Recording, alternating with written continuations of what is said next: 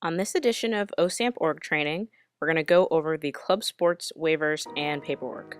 So, just as a safety precaution, we are collaborating with health services as well as other offices on campus to make sure we have everybody's information accounted for. So Friday, September 26th, 2014 is the date that we're going to need all of this information from each club sports team.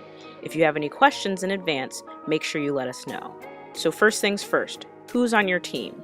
We need a team roster to verify that everyone participating has clearance through health services through a form that they fill out when they arrive on campus. A competition schedule. Where are you going to be when? If you're off campus for a competition or practice, we want to know who's going to be off when so you can let us know. If you have a usage agreement for practice space, we need to know where you're going to be practicing and what you've agreed to. And lastly, in the file section, we have our club sports release of claims waiver, and that's going to need to be signed by each athlete that's playing. So if you go to the downloadable form section, under Club Sports, you're going to find that release of claims waiver.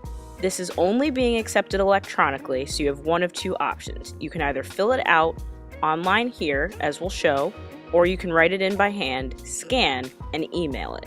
So if you decide to fill it out electronically, you're going to select your sport. So pick which one you're participating in. If you're doing more than one, we will need one for each sport, just so we know what we have. Read through it, make sure you have all the information as far as if you're covered by insurance, if you're able to have first aid administered on you, and any number of other things that would need to be covered by this waiver.